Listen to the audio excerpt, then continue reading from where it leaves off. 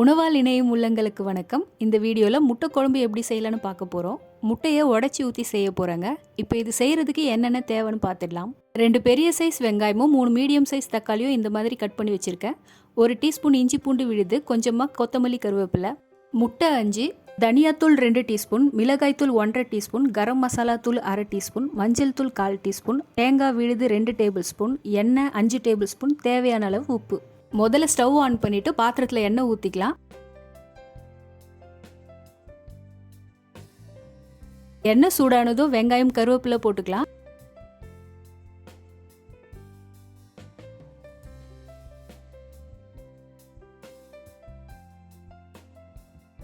வெங்காயம் பொன்னிறமாக ஆகிற வரைக்கும் வதக்கிடலாம். பொன்னிறமாக ஆயிடுச்சுங்க. இது கூட இஞ்சி பூண்டு விழுது போட்டு இதோட பச்சை வாசனை போகிற வரைக்கும் வதக்கிக்கலாங்க.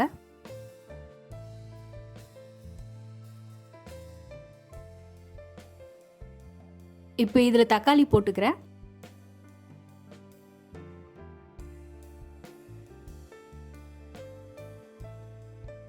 இது கூட தேவையான அளவு உப்பும் சேர்த்துக்கிறேன்.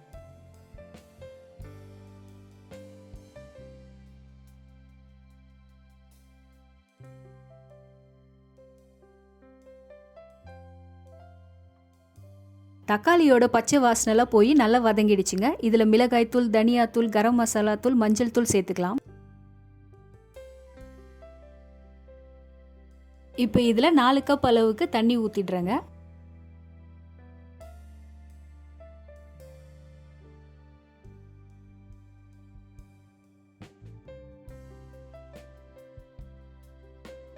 இதை கொதிக்க வச்சுக்கலாம்.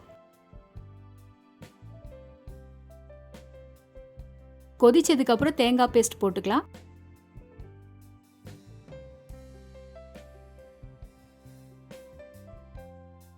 கூடவே கொத்தமல்லி போட்டு 1 நிமிஷத்துக்கு கொதிக்கட்டோங்க.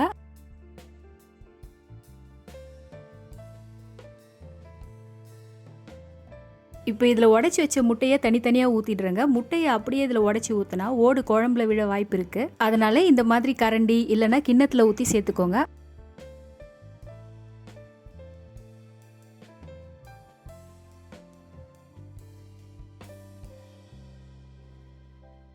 இதை கலக்காம அப்படியே மூடி போட்டு 3 நிமிஷத்துக்கு மீடியம் ஃப்ளேமில் வேக வச்சுக்கலாம்.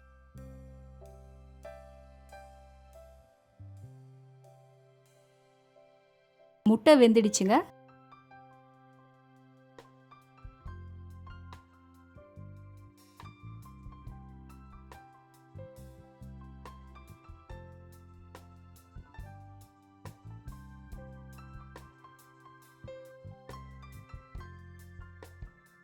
அவ்வளோதான், முட்டை குழம்பு ரெடி ஆயிடுச்சு. இதை நீங்கள் சப்பாத்தி சாதத்து கூட சேர்த்து சாப்பிடும்போது சூப்பராக இருக்கும். நீங்களும் ட்ரை பண்ணி பாருங்கள்.